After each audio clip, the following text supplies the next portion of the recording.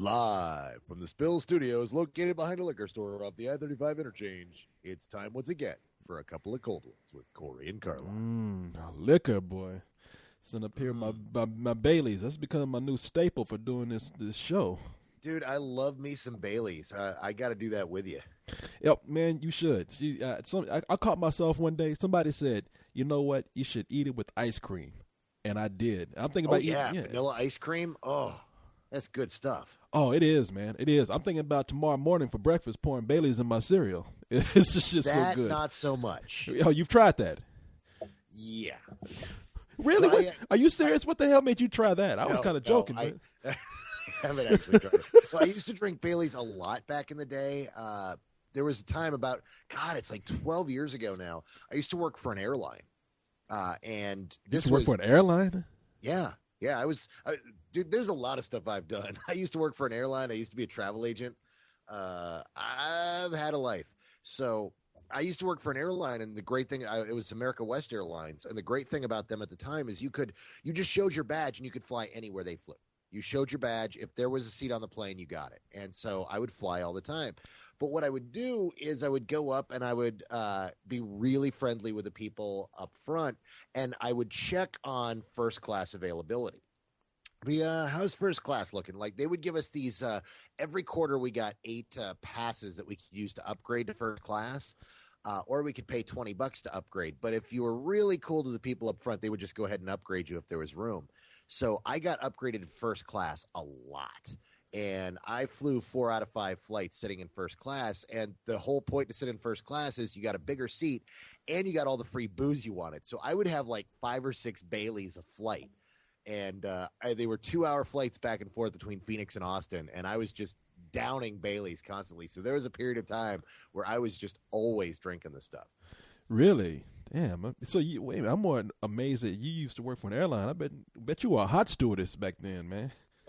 Yes, that's exactly what it was. It was. We prefer the term flight attendant. Oh, excuse me, ma'am. I'm sorry. No, I did reservations. I was a reservations agent and later a quality assurance agent. Well, you know what? I got to sit down with you sometime and figure out the secrets of getting into first class. I could hook you up. Yeah, I mean, I don't know. Maybe you know some things. I sat in first class one time. I don't know how I got it. I had to pay for it, too, just, a little bit of money. But they said, hey, we'll put you up in first class, because you register these days by the kiosk. And yeah. I just thought, well, maybe the kiosk fucked up on why should I be sitting in first class? But, I took the opportunity while I had it. But, yeah, I didn't know you used to work for an airline. Nice, man. Oh, yeah. Well, yeah, that's good. That's good news. You should have told me that sooner. Back in the days. Back in the day, boy. I'll have tea, by the way, if you don't mind, ma'am. Thank you. Hey, you'll have a tea bag. I'll give you the whole car wash treatment.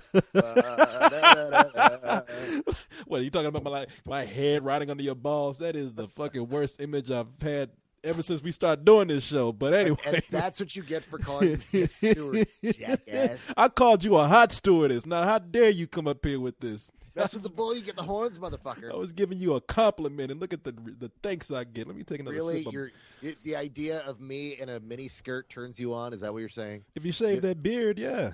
I'm not gonna lie. Got that nice hair to go with it. I'm not gonna lie. Beard's for tickling the balls. Oh my God! Let me take another shot of Bailey's here so I can forget this shit. Yeah. Wash that taste out of your mouth. Oh, God damn! All right. So, wow, that's a saucy show already, folks. It's not even 5 minutes, man. Kids don't listen to this show. Jesus. Damn, I knew you used to hand out salty nuts when you were a stewardess, but shit, this is ridiculous. All right, so let's get on with this, man. Let's get on to the top 5. The top 5. Spill. That'll be us. All right. Not an exactly surprising top 5, but interesting nonetheless. Let's start out with number 5. 5 movie of the week. At number 5, we have Saw 6, which brought in an even more disappointing $5.6 million this weekend for a total of, $22.8 million overall. Man, yeah. They got to be bummed. Yeah, they probably are, because I don't think that overall, like this, the total amount that they've accumulated so far over the past 2 weeks has not even equaled the opening gross for most of their movies. Like most of their movies open up over $22 million, and this is barely getting by. It sucks. This is the best one so far, and this is the one that's sucking. Ah, man, sometimes it's just too late. After sequel after sequel of suck ass Saw movies, man. There's a lot of truth to be said to that. That and the fact that there's a really popular horror movie out there capturing the attention. Yeah. I mean, I have to say this caught me by surprise. I thought Saw would have been number one last week, but with Paranormal Activity up there, and Paranormal Activity is something new and genuinely scaring people, and Saw 6 people like, well, I've seen it before, so yeah, at number 6 to just a tad too late. So anyway, you want to go up to number 4? Number 4. Speaking of horrifying movies, Couples Retreat. Still hanging in there, just like we said. Yep.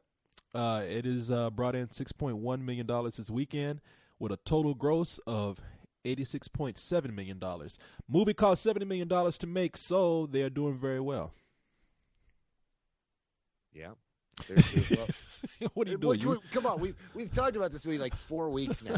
We knew it was going to stick around. It was the only comedy out there. It played to the Walmart mom and dad crowd.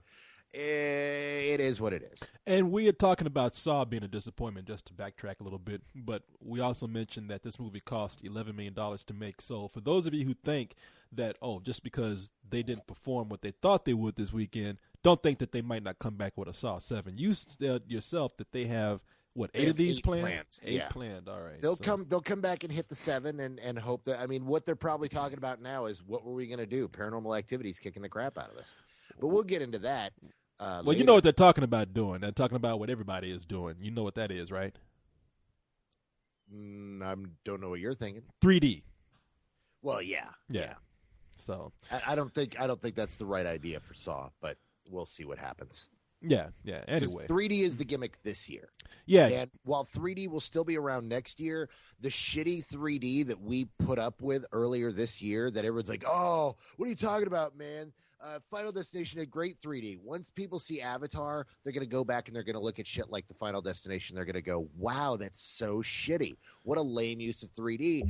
And really, the Saw franchise can't afford to have the level of 3D that we're about to see in several films, and it's just going to look crappy by comparison. No, it doesn't, but the gimmick might work for a movie that's kind of schlocky, such as a horror film. I mean, let's admit it, Saw it might be clever with their traps, but it's still a schlocky movie series, so. I think it's a very bad business decision for them. I don't think it's a bad business decision for films to go to 3D, but Saw has always prospered from the fact that it was made for low budgets with high returns. I mean, it's what we always talk about with what's his name? Why can't I think of him right now? The Tyler Perry. Oh yeah.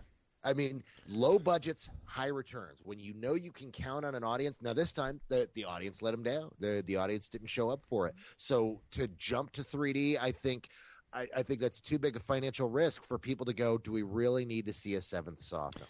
Yeah. Tyler Perry in 3D. That'd be interesting. Black people in 3D. So let's go up to. It's called Atlanta. Shit, it's called Austin if you go to the right theater at the right time. In 3D and surround sound. Motherfucker, run! All right, let's go ahead and go up to number 3. Number 3. Ooh, got your Halloween voice on. Law-abiding citizen still in there too. Still in there, man. Still what in there. What the hell? It was. Let's see. Last week it moved up a number. Last week it was number. What was it? It was number 4, and so it's number 3 this week. Brought in $7.3 million this weekend for a total gross of $51.4. The movie cost $50 million to make, so they're just now breaking even. Now it moved up in a place, but it did not move up in cash, if I'm correct. Yeah, I'm not sure what it did last week, to be honest with you. So. This is just turning out to be a crappy weekend at the box office. Just there's no money in it. Actually, no. Some of our movies that we'll be talking about next have actually made this a more profitable Halloween weekend than it was last year. Really? Yes, and that is because of 2 movies mainly. Let's go up to number 2. Number 2. Yeah, take me there. Take me there. All right. At number 2, we have, again, Paranormal Activity. Actually, it was number 1 last week, so it slipped down because it beat Saw 4. I'm sorry, Saw 6 last week. But this weekend, it still brought in an impressive $16.5 million for a total overall of $84.8 million, man. And movie cost, we keep having to hammer this in, movie cost no more than $15,000 to make. Yep. 6 weeks, I think, it's been out and steadily been moving up. This is the first time it's kind of fallen back. But still, for number 2, for a movie that came out of nowhere and is an internet sensation, very good. And Indeed. let's go ahead and bring ourselves to number 1. Come on. Ow! Can you guess number 1? Can you guess number 1? Can you guess it, Corey? Can you guess number 1? Can you guess number 1? Can you guess it, Corey? This is it. Oh, damn, that's the worst. But Michael is it Jackson. really it?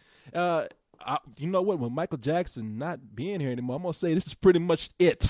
Are we sure he's not living in some cabin in Michigan with Elvis and the Loch Ness Monster? And Tupac and Bigfoot. Tupac, baby.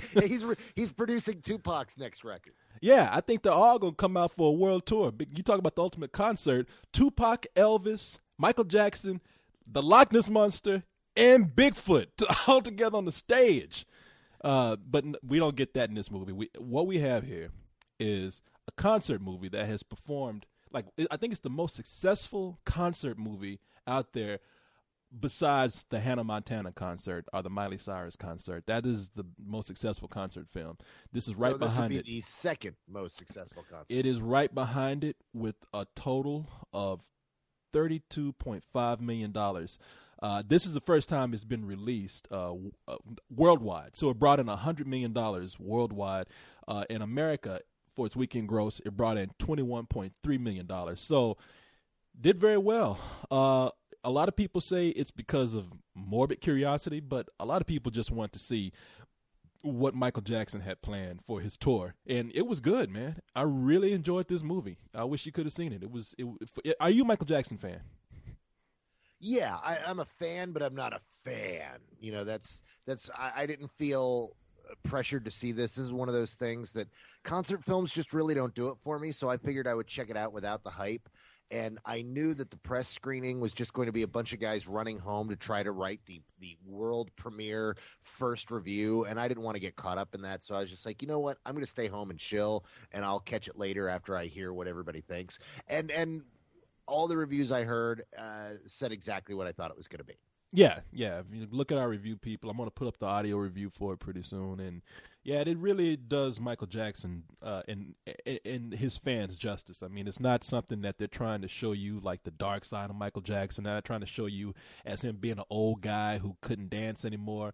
It really is showing you how not only Michael Jackson was a musical genius and an incredible performer, but that show would have been badass, man.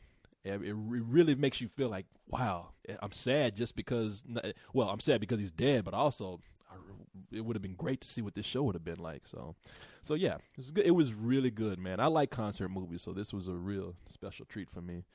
So performed very well. How it does next week after all the hype is gone remains to be seen, but very strong opening weekend for that. All right, so what's going on with you, man? Nothing really. Just having a chilling Halloween weekend. Oh yeah, how was Watching horror Halloween? movies. I saw your costume. Oh, did you? How'd you see that? Your boy Antonio, man, stalking you. Oh, does he have pictures of it? He was behind the bushes taking pictures of you. I barely have any photos of that. I hope he posts those up on Facebook soon. Well, he has them, so yeah, he showed them to me. What you were the with Solomon Kane? Solomon Kane. Yeah. No, I thought you were. There's nothing like being a costume that almost everyone has to ask you what you are. I know. I thought you were the Quaker Oats oatmeal guy. See, there were jokes about that. Someone was like, "Oh, hey, look, you're Van Helsing." Like, Van Helsing. Fuck you. I don't even see that. Did anybody call you the Pilgrim's Pride chicken guy? Yes. Okay, there you go. I got that as well. That's what my second which is great. See, the thing is I went to a hardcore geek Halloween party. I went to Harry Knowles' Halloween party. They didn't know you there? Well, no, several people did. several people walked up and go, "Oh, Solomon Kane, awesome!" I knew it was the one party I could go to where people would go, "Oh, okay, rock on, that's great." And the thing is, it was that kind of party that when people go, "I don't know what it is," and you go, "Oh, it's Solomon Kane," they would either go, "Oh fuck, I should have known that," or they go, "Who's Solomon Kane?" And I'm like, "Solomon Kane, literary character created by Robert E. Howard, same guy that created Conan the Barbarian." And they're like, "Fuck, you're a bigger nerd than me. That sucks." And so as at a nerd party, going obscure is a good thing. So it was a costume I created. I was like, you know what? I'm going to make this so that I can wear it to this particular party, and then I can wear it to conventions, because conventions are exactly where obscure costumes get mad props. You need a musket. That's what's missing. See? Oh, I have it. Oh, okay. I didn't see that. No, he doesn't carry a musket. He does carry a flintlock pistol, which I have. I had the flintlock pistol and the sword, and I'm going to make myself a juju staff. There's like 2 people out there listening to the podcast that get that reference. But that's okay, because I fucking love Solomon Kane. Yeah, you had the kind of costume that needed flyers with it, so you can hand out people with all the details and the explanation of who you are. Well, it's better than being Jimi Hendrix for like the 4th year in a row. Who, me? I don't know, man. I've had a different costume every year, and this year. Now I'm not going to spoil what I was planning on doing. I was going to make a really kick-ass costume, like fully articulated and all that kind of stuff. But I waited till the day to do it, and I ran out of time. So it ended up being Jules Whitfield. Yeah, from Pulp Fiction. I mean, I had a better version of that character that I was planning on. It was going to be a one of those costumes with a pun, but it would have been cool. But I didn't have a chance to do it, so I'm not going to say what it is because I want to save it for next year. And hopefully it'll work out then. But yeah, it was cool though. I didn't do anything but go to Jason's party, and that's all, man. I was kind of tired that Saturday. I've been working on shit, and I was told it was a spill Halloween party. It turned out to be that. Yeah, I didn't expect that, but I came in, and that's exactly what it was, which is cool. I mean, some people moved here from town. Moved into town after coming to our spill party in August, and they showed up, and then they were recording a podcast, which I have to say, the Leog Halloween podcast are cursed. It's either cursed because of Halloween or because of me, because that's the second time I've been on that show, and the first time I was on there was during Halloween, and the whole thing got erased, and last night that shit was gone. So they recorded at the Halloween party? Well, I don't know how I was at the nerdiest fucking party in town. Jesus Christ. Actually, they didn't record. What they did was, they did record, but they set up the equipment in a room and had people just come in throughout the night and just talk. And as people were drinking, they just came in and told stories and gave their drunken epitaphs or whatever. And it was kind of fun. I mean, I sat in for like a couple of them, but at the end of the night, the spirit of fucked upness came in and just took all that shit off, and it disappeared. That's the same thing that happened last year. So either they need to keep me away from those things, or they just need to find another holiday to record on besides Halloween, because the shit just disappeared, according to them. So, but it was fun, man. It was nice. I mean, it was nice and quiet and very intimate, and people had a good time. And that's I was around friends, so I wasn't gonna bust my ass to go in and impress Jason and friends for my costume. So, but next year I'm gonna go out and try to win money with my shit. We'll see what happens. But yeah, so your party was fun, huh? Yeah, it was a lot of fun. We stayed out till really fucking late and hung out with a bunch of cool nerds and had a great time. Nice, very nice. Well, hopefully next year, I want to plan. If they're going to do a spill thing, I actually want to do a spill Halloween party. So if that's what they're going to do, we're going to try to make it happen big time next year, if it happens that way. Now, here's an idea that I had for our party coming up I'm going to try and go for June. But if people haven't heard yet, I've been sort of given the go-ahead to do an actual big festival next year, and with a budget behind it. And one of the things I was thinking about was having a theme of hero worship, where we do like a few shows where we invite people who we look up to and actually try to sit down and do a panel or a talk with them. And I don't know who you and I worship at all, or what heroes we have in mind. I don't know if you have any ideas about that we could probably actually get into town. No, I couldn't even imagine. I have no idea. Well, think about it. Think about it. I tried to get one person and was flat out just told this person does not ever want to come out. He'd rather be a hermit unless he chooses to do something. I won't say who it is yet. Ralph Bakshi? No, you know what? I wanted to get Ralph Bakshi, but Ralph Bakshi scares me. I'm afraid that he'll get on stage and he'll just lose his shit. He's tough to get to begin with, and apparently he goes to bed at like 7 or 8 o'clock at night. And that time that you heard about has become legendary around here. It was like a 9 o'clock screening, and he was up late and cranky. Yeah, Ralph Bakshi is a hero of mine. If you don't know who Ralph Bakshi is, people, he's an animator. Been doing. We've talked about a couple times on the show. Yeah, we've talked about a couple of times. Notorious for doing adult animation for most of his career. I mean, we're talking about the 70s on up. Fritz the Cat is considered to be the first X-rated cartoon. He did that, but he did a lot of cool movies. He did a version of Lord of the Rings. He did a movie called Coonskin, which was very controversial. In fact, it'll piss him off if you call him racist behind it. They renamed the movie Street Fight. He did Fire and Ice, which was like a Frank Frazetta type sword and sorcery film. He did Wizards, which is an apocalyptic fantasy film. I mean, he did Mighty Mouse, which he got in trouble for doing Mighty Mouse because even though it was a Saturday morning cartoon, that fool could not help but put some adult stuff in there. And he finally got busted for making Mighty Mouse look like he was sniffing cocaine. And they took the show off the air. Let's just say this. A lot of the style that you see today in cartoons, a lot of people will want to say, oh, that's influenced by Ren and Stimpy, and what's his name? Chris,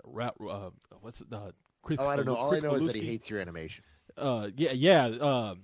John Kricfaluski or whatever, the guy that created John. He goes by John K. He actually what Carl was referring to is that he actually pulled some artwork of ours up and said it wasn't just pointing me out, but he pulled up a lot of stuff and was just like, oh, the artwork today is terrible by people. Like, look at this and look at this and look at this, and there was a piece of mine up there, and he was like, and this right here, this looks like some Saturday morning shit. And I'm like, well, didn't you do Saturday morning shit at one time too, you fucking bastard? But hey, I love Ren and Stimpy. I love the guy's artwork. And he said, I mean, a lot of stuff that you see today is sort of influenced by John K's animation. But John K was, I think, he worked under Ralph Bakshi, under Mighty Mouse. And so a lot of stuff today indirectly is influenced by Ralph Bakshi. All these kids' cartoons that have the really exaggerated expressions and whatnot. So, yeah, I would love to get him, but he's a cranky guy, man. I saw him in New York. And I saw him at the New York Comic-Con where he was really cool. He was actually happy to have people come up and acknowledge him and buy his book and ask to be, have him sign it for them. But I saw him that night. I guess you're right. At night, he just gets crankier and crankier because at night people were trying to talk to him and he was just like, look, I got to go, okay? I got to get out of here. Have a good life, all right? And I was just like, oh, holy shit, man. I don't want to bring that guy up on stage and have him turn on me. In the incident you're talking about is where a guy asked him something, a question like, how do you feel about people calling Coonskin racist? I don't even think it was that. I think he said, what do you think about the controversy behind Coonskin? He was just like, are you calling me a racist? You calling me a fucking racist? And he got up on stage and left. And I was just like, all right. No, it was something,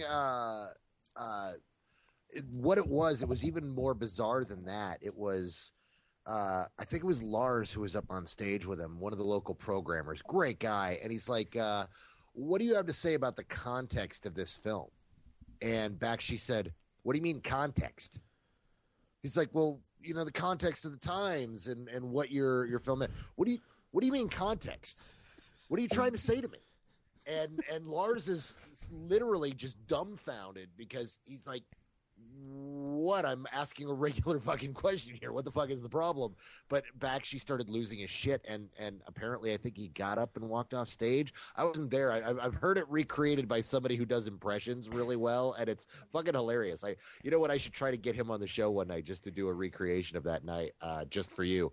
But I get to be him, and he gets to be Ralph Bakshi? Oh no, he does both. It's a buddy of mine, John Golson, and he's fantastic at it. So, but it's the fuck you say?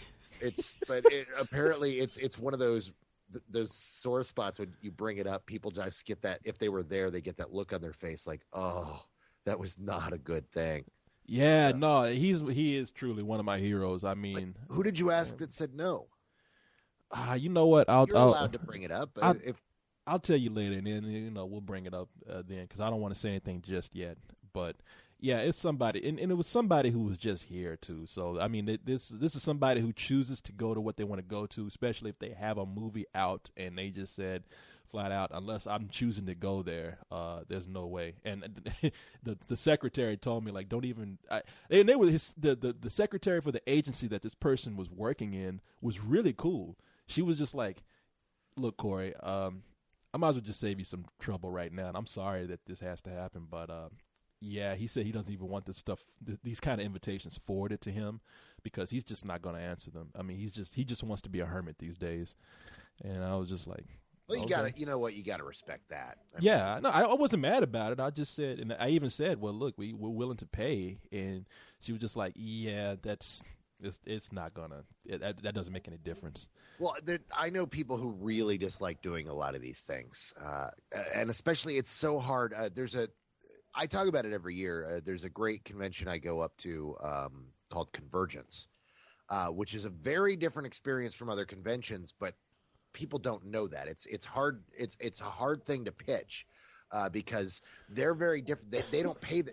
No, they don't pay their guests, for one thing, and that kind of baffles a lot of people and cuts down on who they can get. But the experience of being there, it's not like a normal convention where most conventions have this whole kind of meat market atmosphere to selling stuff, and you have to sell stuff, especially at horror conventions. You can't just give out your autograph. You have to sell it, because if you give it out, all the other people there who make their living off of it get pissed off at you. Yeah. And it's a very rough thing to be in, because you get into this environment where you're charging your fans and you're forced to do it, and they all bring money to do it. But it really turns a lot of people off because they love their fans. And while they want to give something to their fans, they don't want to charge their fans for it. And they think it's kind of wrong to charge them $25 just to get a photo with them. It's like, I want to give them a photo, and they get turned off to these things pretty quickly and they stop going. And so any of these invites all look the same to them. And you can never tell when you have a really great festival like Convergence, which really is exactly the type of experience you want to have, versus, somebody who's trying to make a quick buck off you. Yeah, well, this isn't what we're doing. Is not going to be a convention per se. It's going to be just, like I said, just some down to earth panels. I mean, more organized than what we did last year, because last year was just kind of a test. But we have a budget to pay people. We're not disrespecting people and just trying to get something for free. But I don't know, man. I might just have to go for something smaller, like some smaller names, and hopefully next year get people who hear about it and or at least get ourselves some credibility and get people with names, bigger names than next year, because it's you're right. It's just hard to tell people like what we're trying to do, and hopefully somebody will just say, all right, well, at least you're willing to pay, so that's something. You got a little credibility there, so yeah, I'll take a risk and come there. Yeah, it's going to be a hard beat. I mean, it really, especially with the first year of anything, it's really hard to get people. So it's, I have no idea what to tell you. I mean, we'll probably, since this is the first I've heard of it, I need some time to sit down and process, and then probably pass you a list of names of people I think we might be able to attract. But we're definitely not going to get anybody big or huge for this kind of thing. It's all going to be small names, but the trick will be to get small, interesting names with people who can hold a great conversation. Someone who could sit there and have real talks for an hour. Yeah. Well, that was my thing. I was thinking about I understand if I can't get, like, I'm not talking about getting big names either. I was thinking about sort of like people with names who would appreciate people appreciating them. Like there's some sincerity there. Like, hey, that was the reason why I wanted to get this one person who I won't name yet, because it was like, we really genuinely like you, but so do millions of other people. And what makes us any different? So I kind of figured that probably wouldn't happen. But I'm thinking, all right, there's some movies that we like that are kind of the cult movies. And I'm thinking, all right, you know what? Maybe we can bring these directors in, because nobody's watching their movies really that much these days. And we can bring them in and have them talk and show the movies maybe, or show parts of the movie. And I don't know if we get the directors, maybe they can bring one of the actors in the film. But for example, I will say this. Throwing the idea out there of showing like one of my favorite movies and Leon's favorite movies. I think even Cyrus like it. I don't know how you feel about it, but we always talk about The Woman Chaser, and so I was thinking of bringing the director in, Robinson Dufour. But then I was thinking, you know what? Patrick Warburton is really happy and proud of that movie, and he's proud of his role in that movie. And I was thinking, you know what? Maybe. You see Patrick Warburton doing all kind of cartoon voices these days, and he's in commercials. And if you don't know who Patrick Warburton is, people, he's the guy that was, for some of you older people, he was Putty from Seinfeld, Elaine's boyfriend, whatever name He's is. the voice of Brock freaking Sampson. And I was going to say, for all you younger people who watch the Venture Brothers, he's Brock Sampson. He also has done voices for The Emperor's New Groove, and there's another voice he's doing out there. Dude, he's the fucking Tick. That's who he is. He was the Tick. He's the Tick. And I interviewed him one time before, so I'm thinking, like, I'm going to call his people and see what the odds are of probably getting him here for a price. So You know who I'd love to get? Who? And this is just spitballing. Who? I'd love to get John Sayles. Oh, you know what? He seems like he might do that for a price. He does that. Well, he does that kind of stuff. He goes around and talks about films, and I would love to talk to him specifically. Well, no, and he goes around and does a lot of festivals and such. And I have a feeling you think I'm laughing at you because you've been that time. You've been like, no, really, and I want to let you know. I didn't know it was coming over the microphone. I think I have a cold. So I'm you're sneezing. Okay. Yeah, okay. yeah. I'm sorry. You're snickering. I'm not like, what? Dumbass. You stupid motherfucker, John Sayles. No. I would love to talk to him about what it was like to come out of the Corman stable in the late 70s and early 80s, and then breaking into his own films and doing genre films in the early 80s when we had that great genre explosion and working with all those guys. You know what? Let me see if I can get that, man, because here's what I'm planning on doing. You tell me what you think. I'm planning on like doing 3 panels for each podcast. It would let me show Battle Beyond the Stars. Yeah, there you go. And I know you love that movie, and I love a lot of his movies too that he doesn't really want to talk about, like movies that he's written, like Alligator and shit like that. Dude, I just literally the reason I was late on this podcast was I was showing my wife Alligator for the. You were watching that? Oh, that's fucking weird, man. Well, no, that's why I brought up Sayles, actually. I was showing her Alligator. That was our Halloween movie, and it kept getting pushed back. And we're like, look, we're watching it tonight. And I'm a huge Robert Forster fan, and I'm a huge John Sayles fan. So, of course, I love Alligator, which is the best Jaws knockoff they ever made. Oh, it is such a knockoff of that Killer Monster movie stuff at the time. But I love that. All the characters are stolen straight out of Jaws. You've got the disenfranchised cop. You've got the nerdy scientist. You've got the big game hunter played by Vic Morrow, which is so fucking awesome. Oh, man. Yeah, I love that movie. That trailer scared the shit out of me at one time when I was a kid. I saw it, and they showed an alligator actually eating somebody. And I was like, holy fuck, man. You should see me screaming, ah! I want to talk to John Sayles about Alligator and Battle Beyond the Stars and leading up to Brother from Another Planet, which was his first directorial debut. Which is a crazy fucking film, man. It is, and it's good. It's a cool fucking movie. And then leading into his indie films, he's done so many great films. And then, of course, Lone Star. And so many of these films that I want to turn a lot of our Spill fans onto. If you have not watched the body of work of John Sayles, guys, you need to go out, especially Lone Star. Lone Star came out the same year as Usual Suspects, so it kind of got pushed onto the back. Yeah, Matthew McConaughey's in that movie, man. It's one of his best films. Yeah. But it's a really great film with a kicker of an ending. You need to track down Lone Star and see that. But yeah, if you can swing it, Corey, that's who I want to sit down with. I want to sit down with John Sayles and talk to him about the early days leading up into his indie career. Well, we should probably try to do that because I want to have three like panel representing each podcast. I mean, it'd be co-host and I, and we'd have our thing between us. Then, them funny book boys, Cyrus and Leon would have theirs, and then you and I would have ours, and each one would feature like a different person. It's gonna be hard to do now if I have to bring in like the director of The Woman Chaser, because I don't know if co-host likes that movie, but I love it. So maybe we'll have to do a 4th panel or combine something. But yeah, you can call it the Hero Worship Festival. And then this week I'm hopefully meeting with some people that'll get us a musical act to close out the party that night, and then we have our Spill Film Festival that we'll try to pull together too. So it'll be it'll be a cool thing if we can swing it, man. It's turned out to be a lot of hard fucking work though. I'll tell you that much. These things are not easy. No. That's why I think you're kind of batshit insane for attempting it. it's noble, but it's like, yeah, you're gonna get your ass kicked. Yeah, hey, man, you know me. I'm always up for a challenge. That's good to hear. That makes me even want to do it more. So hopefully, I'm just saying, people, this is all speculative. I mean, we'll see what happens. We might only be able to pull one person over. That might be John Sells. I don't know. So we'll see what happens. We'll try to make this happen as best as we can. Now, I know that you don't like to read these nice emails that people send us praising us for what we do, but this is I got to read this email, man, because this is something. Of course, you do. Well, this is something. It's not what you think it is. It's something that happened to someone, and it's tragic, man. But it really is nice to know that we are helping this person feel better. And don't you're laughing now, but it's pretty heavy, man, when you read it. I'm not laughing.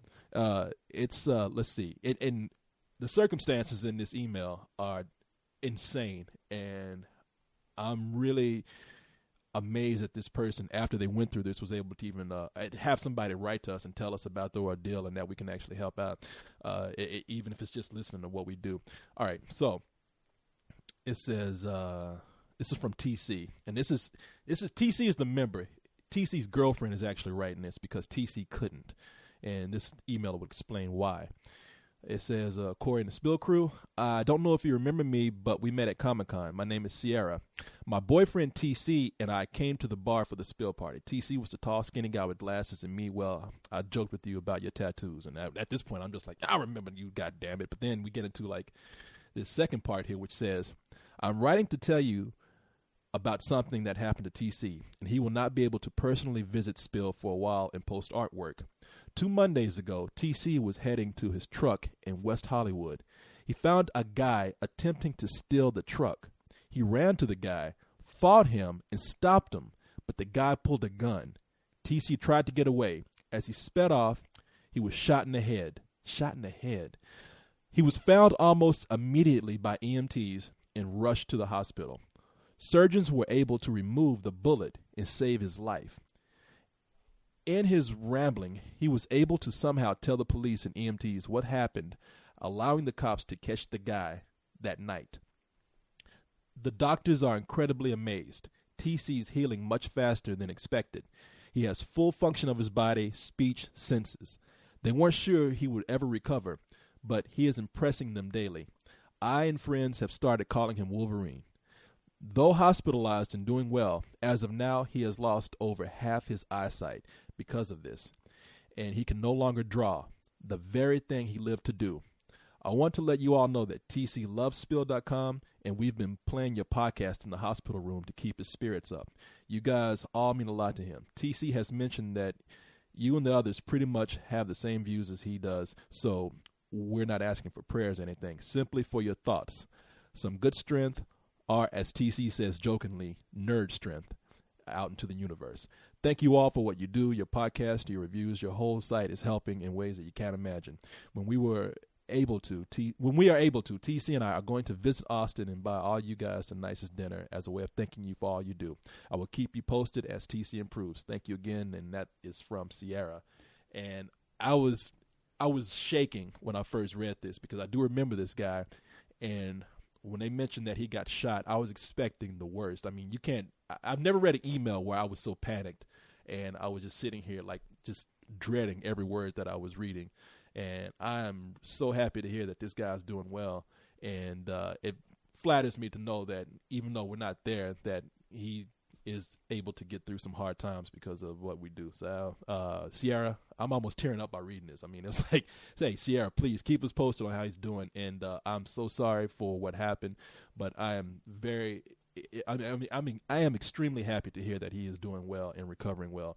And maybe I'm like really choked up by this because I can only imagine how it would be for me if I lost my ability to be able to draw. I mean, that hit me like hard because I was like, wow, that's like a nightmare of mine. If I ever lost my hand or my eyesight or anything, I'm always thinking like what I would do. So yeah, but if you lost your hand, you'd be depressed about something else. Yeah, no, well, I have the other hand for that. So okay, maybe if I lost both hands, completely retrain. And that's tough. If we're talking about jerking off, I will use my feet if I got to do that. So, they talk about how guys try to go down on themselves. I will be the first guy to learn how to do that if I have to. So yeah, TC, please. We are like we have you and your girlfriend in our thoughts. So thank you. We do, and yet at the same time, I gotta ask TC. You gotta please ask them to rename you after a better fucking movie. I mean, fucking Wolverine. Seriously? I mean, come on. I mean, really?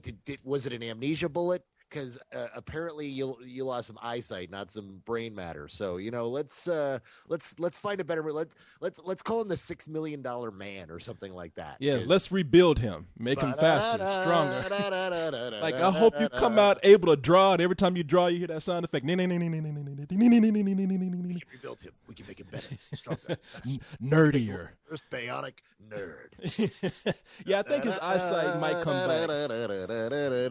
Yeah, no, man. We're joking, but we hope to make you laugh, man. And I hope your eyesight is also improving. So yeah, man, you got. How come every time we joke around, you try to bring it down again, man? Man, because this guy's sitting there listening to this podcast. We're talking about him, and you're like, "Yeah, man, we're really pulling." Fuck that. Let's joke with the motherfucker. Let's make that goddamn motherfucker laugh. Because okay? I gotta let him Stop know, trying man. To him back down and remind him how bad it sucks and how bad you feel for him. I do. Give the brother some nerd strength. I'm giving him all the nerd strength I can. Shit, I'm actually jerking off with my feet right now in honor of you, man. So, yeah. That's a little fucking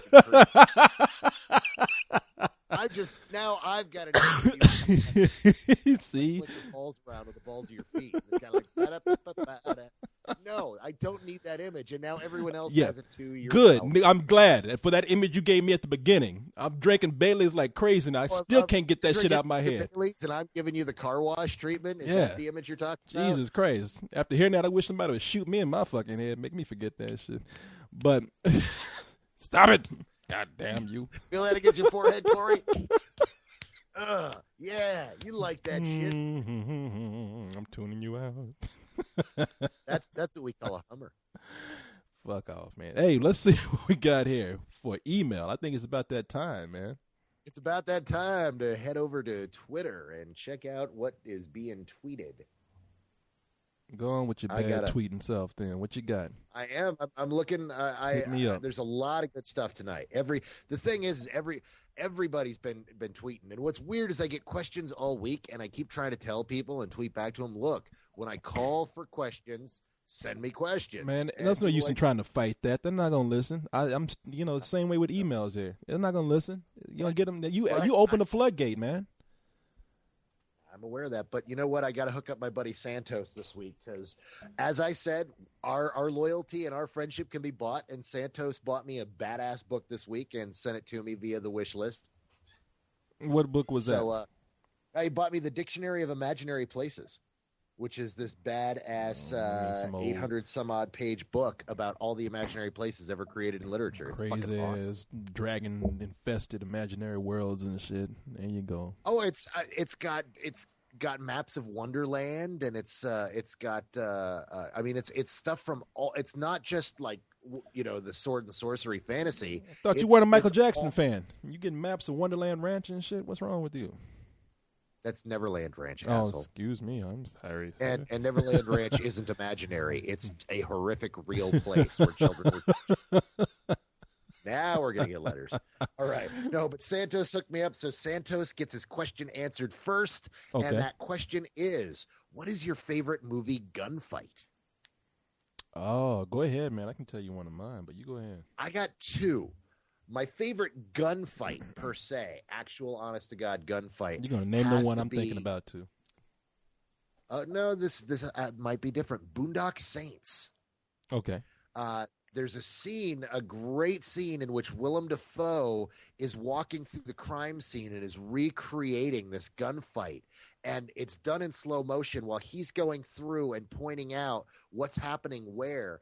And the gunfight's going on around him as he's standing there figuring out what's happening. And it's so elegantly shot and so brutal and so cool. I just love that fucking gunfight. That's one of my favorites. All right. Corey?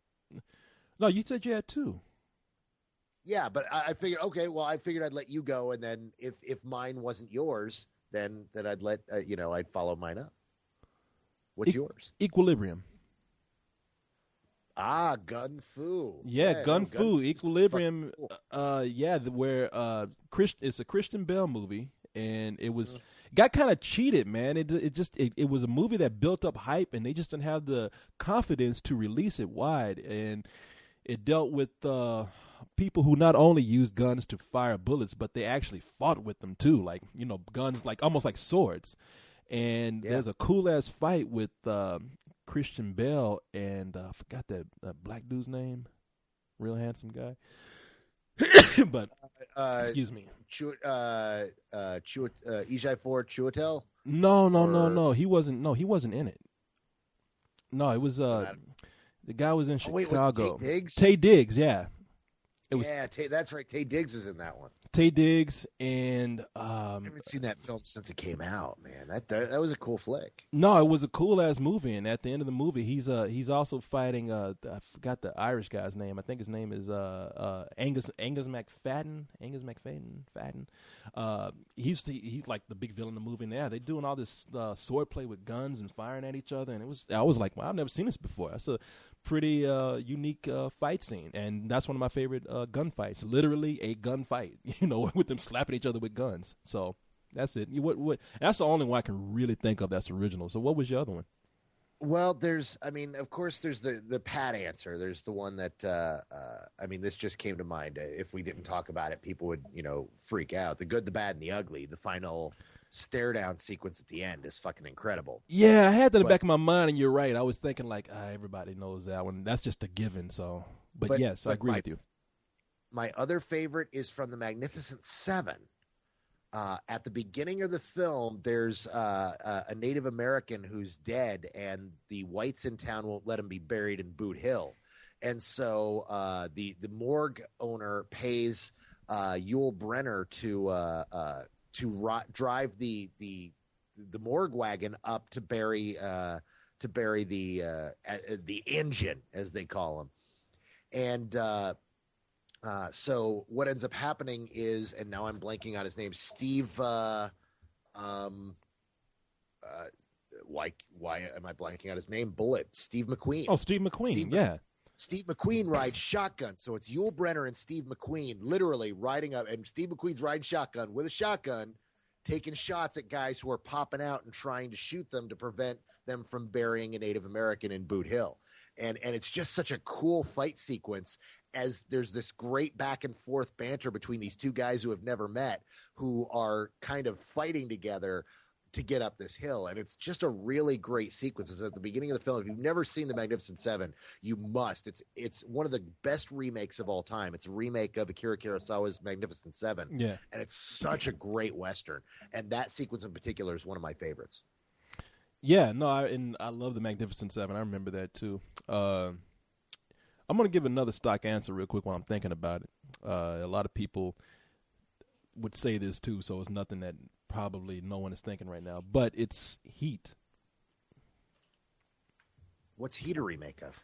No, it's not a remake. Oh, wait. No. I'm sorry. That's what I get for reading ahead. Yeah. Okay, I was about to say, what are we in the same conversation? I'm reading ahead questions so that I can hit up with a question that I had a brain fart. Yeah, no, that sequence in Heat in the middle, I just got that on Blu-ray, and oh my God, is that sequence fucking awesome. Yeah, that's one of the few gunfights where they actually sound like real weapons being fired, and there's no music really being played, and I feel like I'm in the middle of an actual fight in the middle of a public, and yeah, it was intense. I mean, that's like I'm not really fond of the whole movie, but that gun battle in the bank is incredible. So, all right, that's it for me. All right, you got anything? Yeah, Grog42 asks, Grog, is there a movie you have to watch during a certain time every year as a tradition? Ooh, that's a good one, because I can tell you one I just finished watching as a tradition. Go for it. Mad Monster Party for Halloween. It's the Rankin Bass. The Rankin Bass film. That's right. And I just finished watching that yesterday and today, and I watch that every year. Mad Monster Party is a movie, as Carlisle and I just mentioned, is a Rankin Bass film. And Rankin Bass are the people who did the most known for the holiday Christmas animation specials like Rudolph the Red-Nosed Reindeer, Frosty the Snowman, and Rudolph Shining New Year. They did a lot of them. But Mad Monster Party is not really a Halloween movie. It's just a movie where this normal nerdy guy is invited to Monster Island for like this big bash from his uncle, who is a mad scientist, and it's all done in these stop motion models, and it's just a really fun movie that has a lot of clever jokes in there, and I think it was made back in 1967, so you get a lot of famous people from back then who make appearances, like Phyllis Diller, a lot of people that kids wouldn't know these days. But yeah, it was and I think Boris Karloff does the voice of the professor, and they feature all the monsters that were popular at the time and still are kind of popular today, like the Wolfman, the Dr. Jekyll and Mr. Hyde, Dracula, Frankenstein, the Bride of Frankenstein, the Invisible Man. It's just a really fun little animated movie, and I watch that every Halloween to put me in the spirit. Yeah, I have 2/4. The one that we always watch, me and my wife, every Christmas Eve, watch Love Actually. And that's the last thing we watch before we go to bed on Christmas Eve every year. We if you've never seen that film, it's an incredible love story. It's a great Christmas film. We watch that, and then we cuddle up and we go to bed. Also, because of Button-Umathon and the release of the films, every year around Button-Umathon, we sit down and we watch the Lord of the Rings movies, because that's when we watched them. And for us, it's always a holiday season film to watch. So we watch all of Lord of the Rings. We watch it over the course of a week. Since it's split between 6 discs, we watch a disc a night, or sometimes we'll sit down and watch it in 2 or 3 nights. But we watch that every year as well. Nice. Very nice. All right. So anything else, or do you want to go into another email? Oh, we've got nothing else. The next question. We've got a lot of questions tonight, so we can just blow through this. Well, yeah, let me read some that people have sent to me, because I get criticized if I don't. But go ahead. I mean, well, that's what you have your show about. Yeah, that's what you have the let's do this for 3 hours. I think it's what it's called. Yes, like sometimes 4. Yeah. So, SG Strong asks, if a movie was made of your life, who would you cast as yourself and in supporting roles as friends and family? Come on. Well, so let's not go too deep into this. Who would we cast if we were to make a movie about Spill, who would we cast as the Spill guys?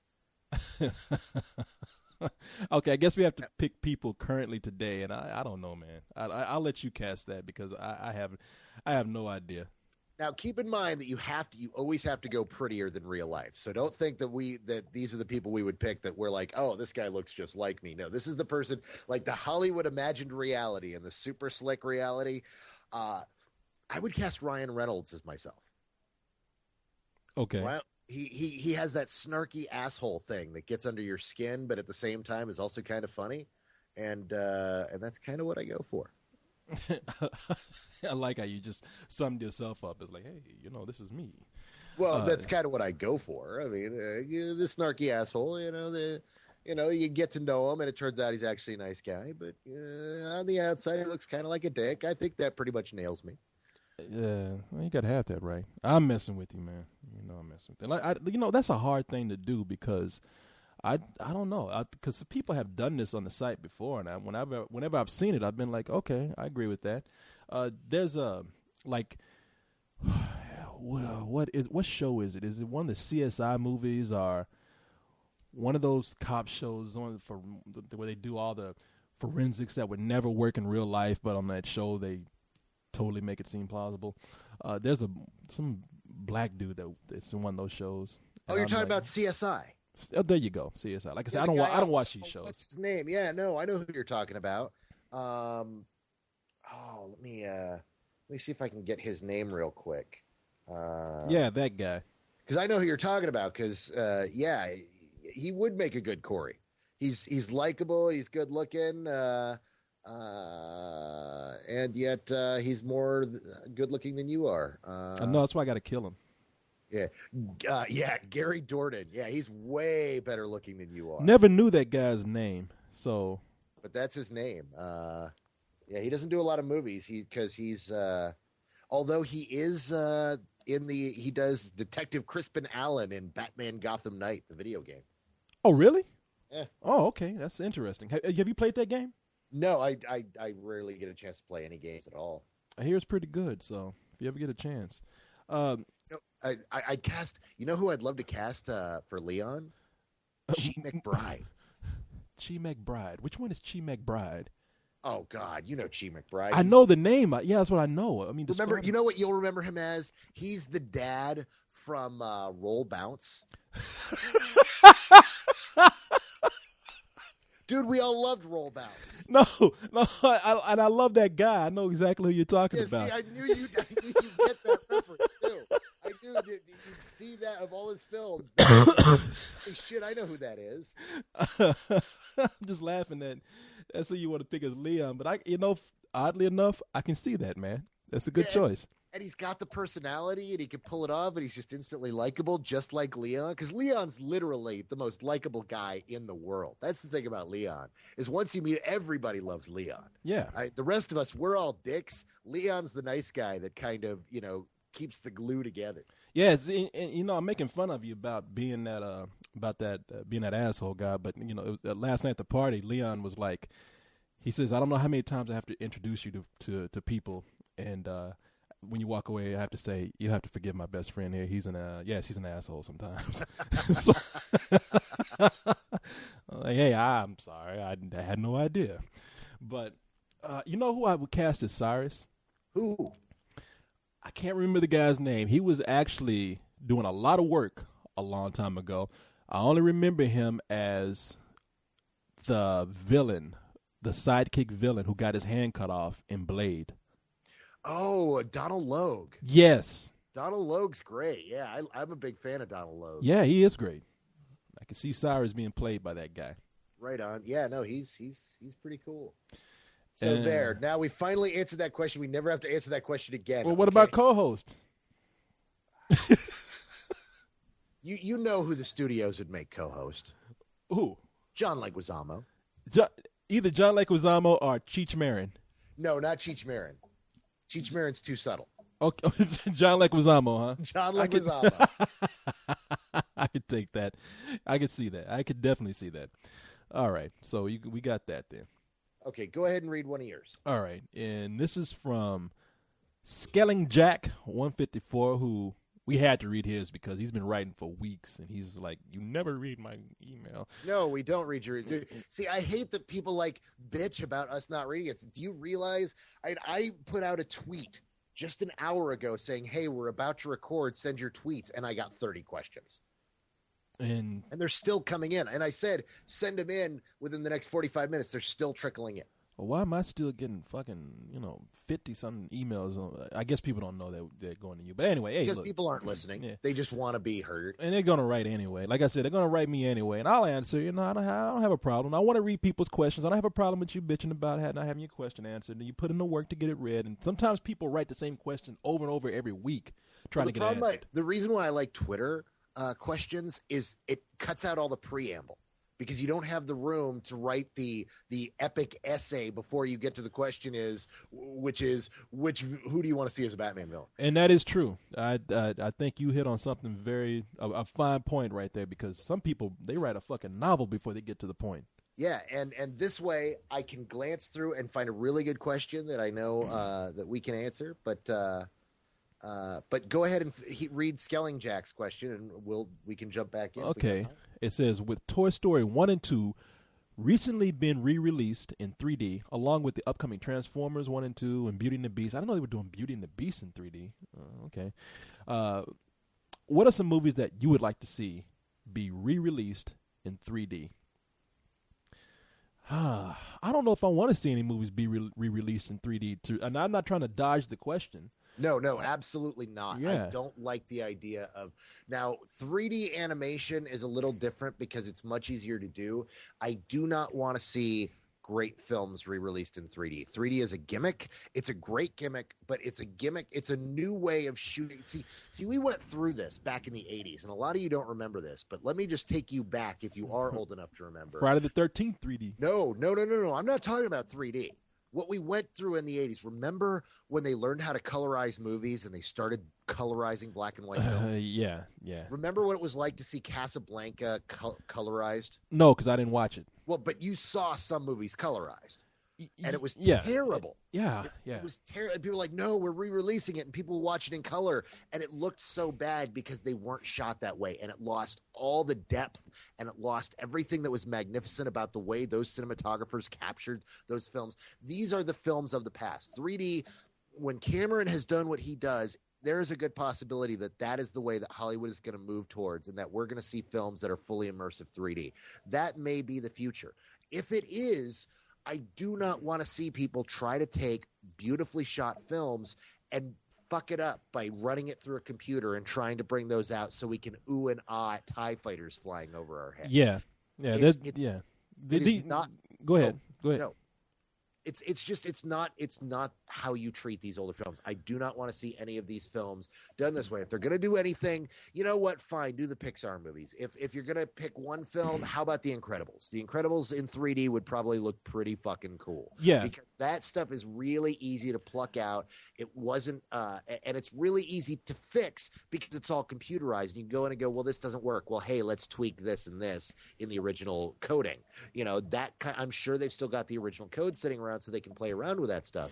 But when it comes to a film that went in front of the lens, don't touch it. Yeah, no, that was going to be my answer right there too. These movies in the past weren't made to be in 3D, so why force it? Right now, the reason why they're playing around with 3D movies and they're doing so many of them is because the technology is advancing, and I think that the movies that they want to release in 3D are always going to improve as they're doing these advancements in 3D technology. So, yeah, I want them to move forward with it. I don't want to see people moving backwards trying to put this stuff in 3D unless you can go back. Now, the day that they can actually take some of these movies and put them, make you feel like you're in their surroundings with holograms, you're on the holodeck of the Enterprise or something. All right, maybe then, but right now, no, I don't want to see Citizen Kane in 3D. I mean, why? What purpose does that serve? Let's keep going forward. Let's keep seeing what we can do to make it feel like this is a genuine technology applied to a genuine use. So, yeah, I agree with you fully on that. Absolutely. All right. And let's do one last Twitter question. All right. And this is one I'm answering because I just want to put it to bed. Uh-oh. Which do you like better or think are scarier, shuffling or running zombies? Come on, man. How long has this debate been going on? Exactly. Let's answer it once for all. So if we ever get this question again, my answer is this: whatever serves the story. There are two types of zombie stories that require two different types of zombies. You have the classic story, which is about a human story. It's this is your classic Romero-style zombie story in which the zombies aren't the enemy. The zombies are this brooding force that is coming for you that you cannot escape. No matter where you go, they will find you. They will get you. You cannot escape it. You are a dead clade walking.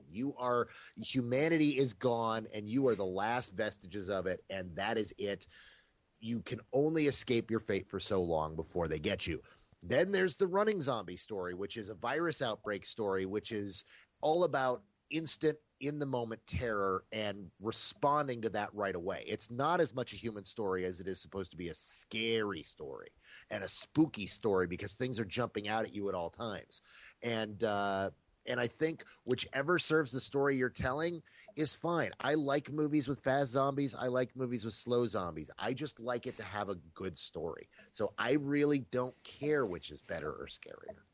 Yeah, I agree with that. And at first I was going to say, like, man, I hate this fucking argument because it's the dumbest thing. I mean, whatever the story is or whatever the movie is, they both serve a purpose. But then I thought about it a little bit.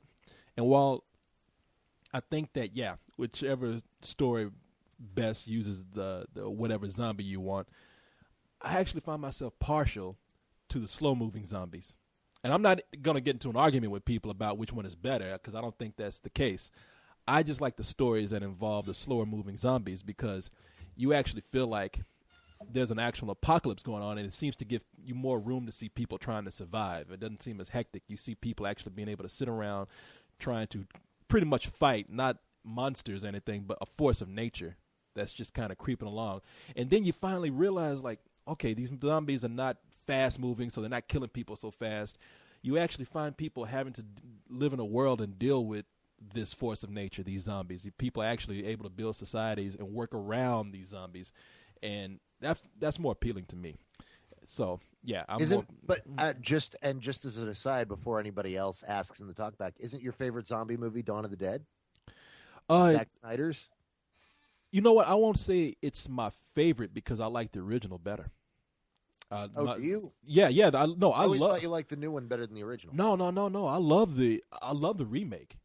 I love the remake, and then probably where you got that thought from is because I was dreading the remake, and I was like, "Wow, I love this movie." And you put the remake really high in your top 10 list the year that came out. You were just glowing about it. Oh yeah, no, but that was the year it came out. But I always loved the original better. I always thought that the original, well, it's the original first of all, and second, like I said, it's for that reason that it's a much more reflective film. I mean, Dawn of the Dead is the remake is an action film. The first one is much more of a social commentary. The first one has scenes of people where they show these people trying to keep their humanity and survive while on the outside world there's all this terrible shit happening. So yeah, I do love that movie. So see, there you go. There's a good example of me loving pretty much the same movie but using two different styles of zombies. So they all have their place. So there you go. And that about does it for tonight. Speaking of zombies, I'm tired as shit right now. So, yes, that'll do it for tonight. So, thank you, my man. I think we had a great show tonight. I really appreciate you doing this. Yep. And when we hang up, call me back because I want to talk to you about something. So, stop recording and call me back. Uh-oh. Is this something bad? No. You motherfucker. Why the fuck did you? Okay, no. So, it's nothing like that then. No. Okay. No. All right. Awesome. All right. All right, then. Good night, people. Good night, everybody.